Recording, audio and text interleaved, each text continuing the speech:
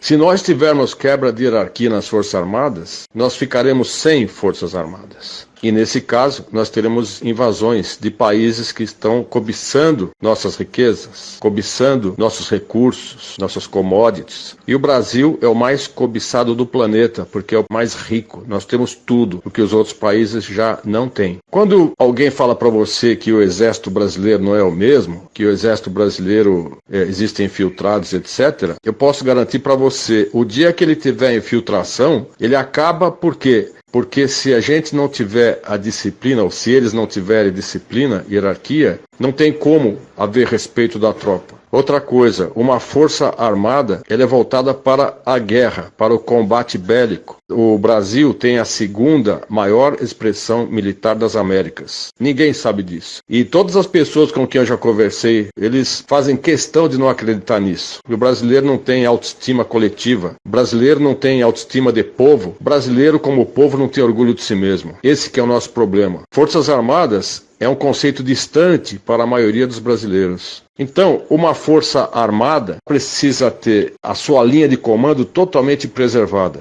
Agora, as notícias são tão ruins, existe infiltração e aparelhamento em tantos elementos da sociedade, que o brasileiro, por não conhecer militarismo, por não conhecer forças armadas, acaba acreditando que realmente existe lá dentro comunistas, que lá dentro existem traidores.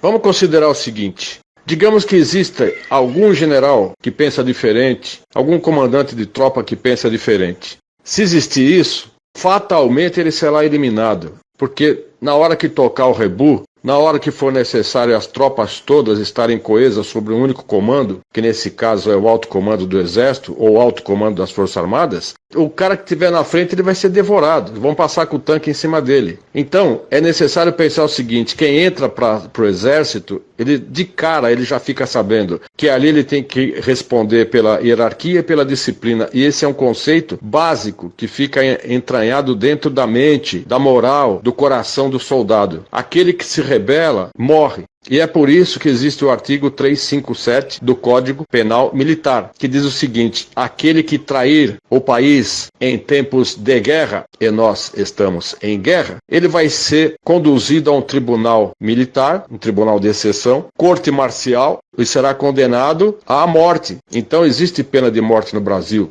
pelo Código Penal Militar. Em caso de guerra, o traidor da pátria, seja ele civil ou militar, vai ser condenado à morte. Essa é a punição. Então, isso tudo está vigente. Você imagina quantos traidores, quantos governadores estão traindo a pátria? As pessoas que têm concessão de TV, venderam para os chineses, traíram a pátria. A gravidade é muito maior do que criança chorando de fome, nos faróis. A coisa está muito mais avançada, entendeu? Então, dizendo para vocês o seguinte: nós temos a segunda maior expressão militar das Américas. O primeiro, claro, são os Estados Unidos da América do Norte. E segundo, nós temos o Brasil. E o terceiro é o Canadá. Então nós estamos vivendo uma crise muito grande de conhecimento, uma crise de vontade, que na verdade é a crise de patriotismo. As pessoas precisam amar o Brasil. Nós temos que ter ação. Não adianta ficar esperando que um dia, quem sabe, Deus vai ajudar, sabe? Deus já está ajudando, Deus já ajudou. Deus fez o brasileiro, nós todos, com saúde, com inteligência, com família estruturada, com vontade, um país maravilhoso. A ajuda já está. A bola está com o povo agora. O povo tem que agir. As Forças Armadas jamais irão agir sem a ajuda do povo. Jamais. No Egito, aquela manifestação de 1,5 milhão, imagina você, só 1,5 milhão de egípcios na Praça Tahrir, no Cairo, eles ficaram ali dias e dias até que o exército entrou e destituiu o presidente. Eles conseguiram fazer. Foi o início da Primavera Árabe. Agora, aqui no Brasil, não adianta fazer essa manifestação no final de semana. O pessoal vai tudo contente, tirando selfie, sabe? Tudo alegre, carro de som. Quando você pede intervenção militar, a carranca do brasileiro tem que ser outra. Ele tem que ir com ódio, entendeu? E ele tem que entrar e pedir forças armadas, com clareza. Não adianta falar fora corrupção, porque a corrupção é totalmente impessoal. O cara fala fora corrupção e pega em quem? Não pega em ninguém. O político tá nem aí com coisa nenhuma. Entendeu? Então, eu quero que vocês confiem. Sabe por quê? Se o exército tomar o governo de uma forma autônoma, daí você vai ter aqui Rússia, China, tudo aqui na porta, entendeu? E a ONU aprovando, porque daí é sim usurpação de poder, é golpe militar. E nós não precisamos de golpe militar. Vai ser o fim do Brasil, porque nós vamos ter intervenção militar internacional matando todo mundo. E é isso que eles querem. Estão forçando que o exército entre sem aval do povo. Agora, como todo poder emana do povo, o povo tem poder maior até do que do Bolsonaro. O poder não emana das Forças Armadas. O poder não emana do Congresso, nem do Supremo. O poder emana do povo. Só que o povo não sabe. Nosso problema não é o coronavírus, nosso problema não é o comunismo, não é nada disso. Nosso problema é o povo. O nosso povo foi destituído de ânimo de luta. Nosso povo não teve educação moral e cívica. A massa não teve isso. E o que eles conseguiram foi desconstruir o amor à pátria. O jovem não tem noção do que é pátria. Tem muita gente que está no Brasil, anda para lá e para cá, viaja, e não sabe o que é Brasil. O militar, ele saúda a bandeira e canta o hino nacional 350 vezes por ano. Agora multiplica um militar de carreira como é o general, 350 vezes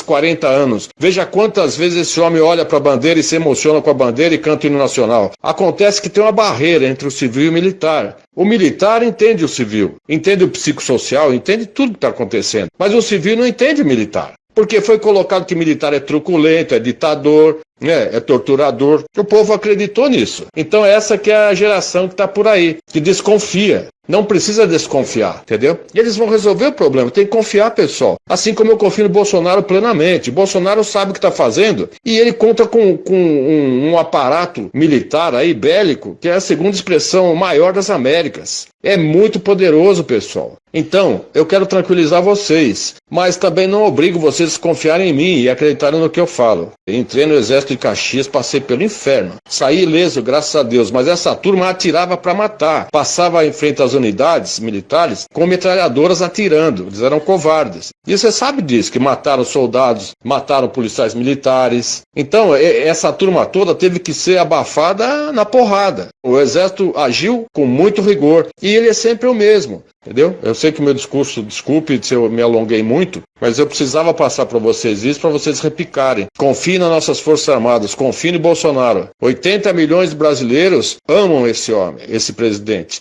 Mais do que foi a Argentina com Perón, ou a Alemanha com Hitler, ou China com Mao Tse-tung, entendeu? Bolsonaro é amado, ele é idolatrado. Confie nisso, pessoal. O Brasil vai sair dessa. Nós temos que levar informação para o povo. Nós temos que levar sempre otimismo para todo mundo. E o pensamento tem que ser, vai dar certo, vamos conseguir, nós vamos vencer. Coronavírus é um vírus. Para mim, ele foi feito em laboratório na China para causar a desestabilização do mundo a mando dos globalistas, a nova ordem mundial. Isso já está mais do que claro, pessoal. Tanto é que a China já está se reerguendo e tendo trilhões e trilhões de dólares por semana de lucro. Agora, o outro lado é o desemprego. Se a gente tiver desemprego, o chefe de família, ordeiro, trabalhador, vai virar criminoso, porque ele vai sair com uma faca ou com um machado e vai trazer o arroz e feijão para casa. Não sei de quem ele vai pegar, mas ele vai ter que invadir a residência para pegar. Então nós temos que pedir o quê? Forças Armadas. O clamor popular nunca foi tão necessário como agora. Em relação aos intervencionistas, que a Laísa perguntou, eu falo para você o seguinte, esqueça o movimento intervencionista. Eu fui um dos primeiros que começou com isso em 2007. Eu só tive contrariedades, que o pessoal não entende militarismo. O pessoal, como viu que as Forças Armadas não entravam, começaram a ofender os militares. Não funciona desse jeito. Força Armada não entra porque não pode. Não pode haver intervenção militar sem apoio do povo, em nenhum país do mundo. Se o povo não se mexer, adeus. Brasil, adeus tudo. É dessa forma que eu vejo, é dessa forma que é. Militares são feitos para guerra, para combate, para defender o Brasil. Sem o apoio do povo, sem que o povo peça, os militares não vão fazer nada. E o povo não está sabendo agir, o povo não está sabendo conduzir a sua própria nação. Sinto muito. Militar é para guerra, pessoal, não é para questões políticas.